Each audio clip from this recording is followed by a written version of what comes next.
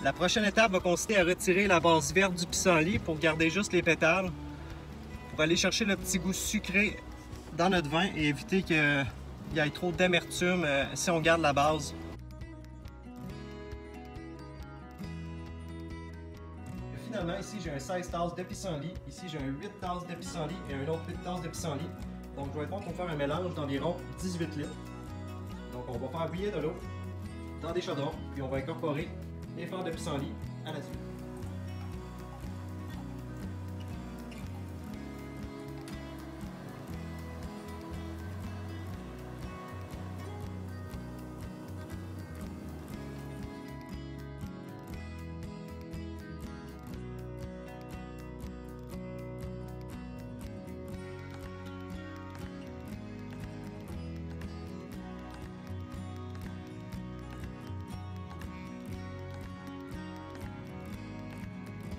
On s'assure qu'on a vraiment tous les ingrédients qu'il faut pour faire le mélange dans le jus de pissenlit plus tard.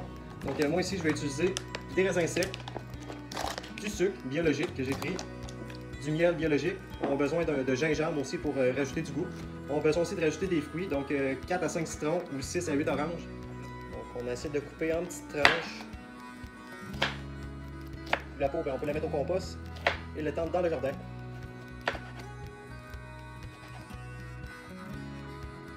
La prochaine étape, ça va être de nettoyer notre cuve primaire ou notre tourie. Moi, j'utilise une cuve primaire de 23 litres pour 14 jours, puis ensuite je le transfère dans ma tourie en verre. J'utilise du chlore pour tuer toutes les bactéries, toutes les germes. On peut mettre 1 à 2 cuillères, donc j'ai déjà mis une cuillère avant.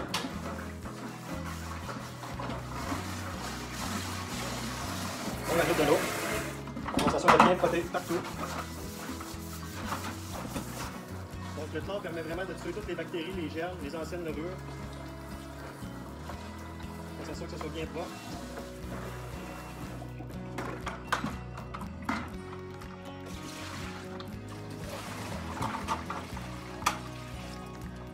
On peut sentir aussi pour essayer que ça sent plus de chlore.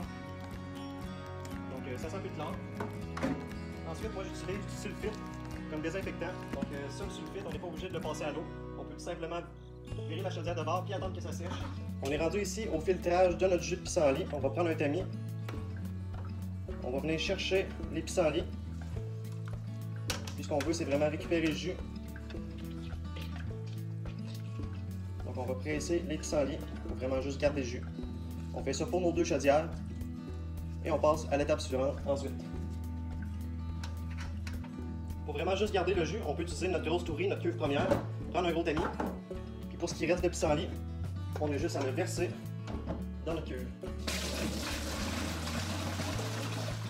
Et on peut retransvider dans notre chaudron.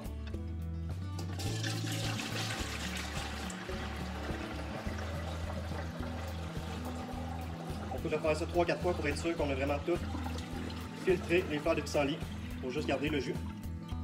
Pour finir le filtrage du jus de pissenlit, on a juste à prendre nos chaudrons, prendre un tamis, une nouvelle serviette et venir verser dans notre cuve primaire. Ensuite, on va passer à la prochaine étape.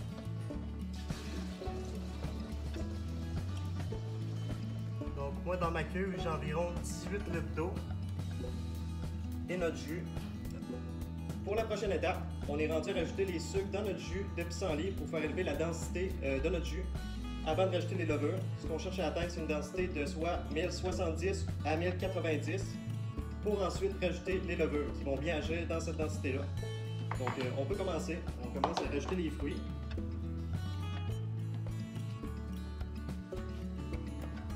Donc si on se souvient bien, moi j'ai mis 4 citrons et 7 oranges avec du gingembre. Donc on va être capable d'aller chercher un taux d'alcool d'environ 14 à 16%. Au départ, avec les fruits, ça ne change pas la densité. Parce que les fruits, il faut qu'ils se désintègrent avant que le taux d'alcool monte. C'est vraiment avec le sucre et le miel qu'on va pouvoir voir la densité monter instantanément. Donc on peut rajouter le petit jus.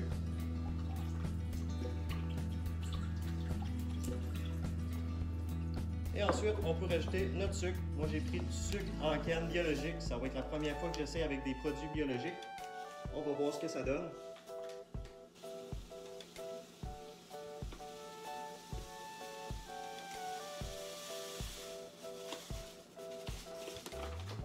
Donc ici, j'ai rajouté un 900 g de sucre.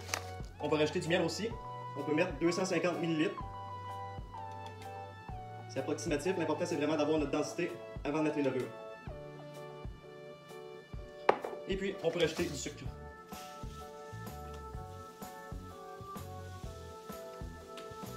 Prochaine étape, on va rajouter nos raisins secs qu'on aurait pu mettre aussi au départ avec nos fruits, mais c'est pas très grave.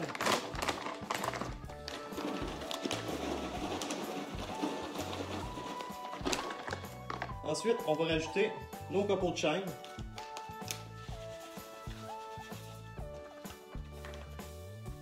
Maintenant, on va brasser un peu.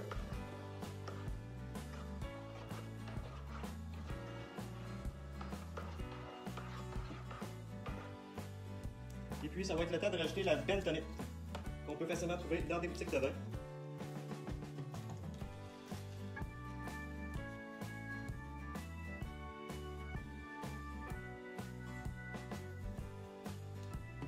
Donc, on s'assure de bien brasser. On peut brasser comme ça un bon 5 minutes de temps. Donc ça, on voit que notre mélange il a monté. Je suis environ rendu avec les sucres et les fruits à 23 litres. C'est une bonne quantité. Donc on peut y aller dans les deux sens.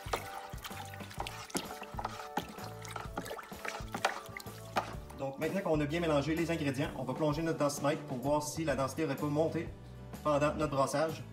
Donc ce qu'on cherche à atteindre, c'est vraiment une densité de 1070 à 1090. Donc on plonge le densimètre, on fait tournoyer.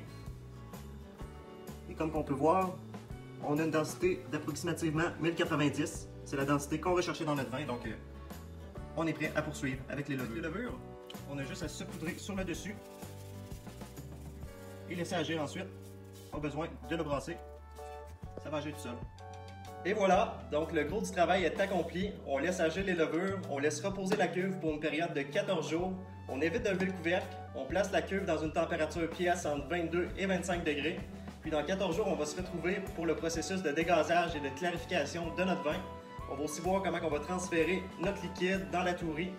Donc d'ici là, portez-vous bien, profitez de l'été et je vous souhaite une bonne cueillette de pissenlit.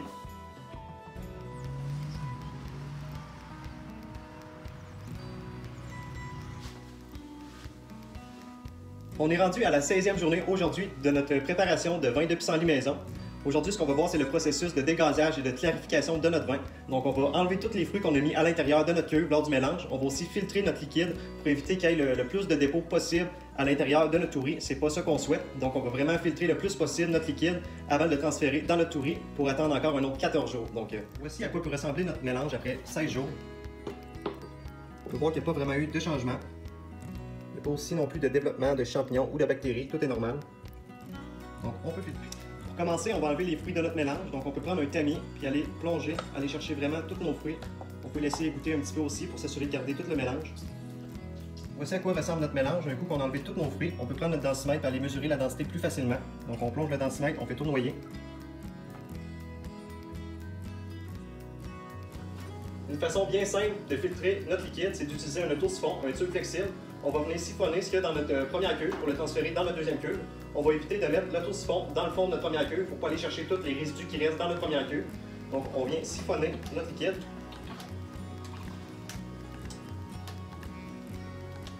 Et puis on attend que le tout se transfère dans notre cuve. Une fois le premier filtrage effectué, on peut regarder dans le fond de notre première cuve. On peut voir des résidus de copeaux de chêne, du gingembre, encore des raisins, des levures aussi qui se sont accumulées dans le fond de la cuve. C'est vraiment tous ces résidus-là qu'on ne souhaitait pas avoir dans notre tourie. On peut faire le même procédé pour finir de la cuve à notre tourie principale. Donc on vient faire le même processus, on vient siphonner à l'aide de l'auto-siphon en essayant de ne pas toucher le fond de la cuve. Ça va faire une 5e ou une 4e filtration avant de passer à la prochaine étape. Donc on a juste à patienter. Et voilà, c'est fait. Comme on peut voir ici, il ne reste plus de résidus vraiment dans ma première tourie. Ça a vraiment servi à ça, le processus de filtration, pour enlever vraiment tous les résidus qu'on avait au départ, qu'on ne voulait pas retrouver à l'intérieur de notre tourie. On est prêt à passer à la prochaine étape. On a tout transféré notre vin dans notre tourie, on l'a filtré aussi. Donc maintenant, on va rajouter des agents de clarification. Donc moi, j'utilise ici du Kissel-Sol, c'est un agent naturel, et du sorbate de potassium que je vais venir intégrer dans la tourie. Ensuite, on va bien mélanger pendant une période de 5 à 10 minutes avant de passer à la prochaine étape. Donc ici, je vais verser mon Kissel-Sol à l'intérieur de la tourie avec mon sorbate de potassium. Et ensuite, je vais prendre ma cuillère. Et on s'assure de bien brasser pendant 10 minutes de temps. On peut y aller aussi dans les deux sens.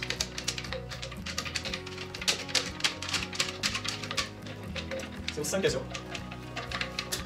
Ça fait maintenant 45 jours aujourd'hui qu'on a commencé notre vin de pissenlit. Aujourd'hui, on est rendu à l'embouteillage, donc on va avoir besoin d'un auto-siphon, d'un tube textile. On va venir filtrer encore 2 fois notre liquide, notre vin, pour être sûr qu'il n'y ait plus de résidus dans le fond de notre tourie. Donc on siphonne le vin, on s'assure de ne pas toucher dans le fond de la tourie. Puis on attend. Ensuite, on refait le même processus de notre cuve primaire à notre tourie pour le deuxième filtrage. Maintenant, pour remplir les bouteilles, on va utiliser l'auto-siphon. On place notre remplisseur de bouteille dans le fond de la bouteille. On vient pomper ici.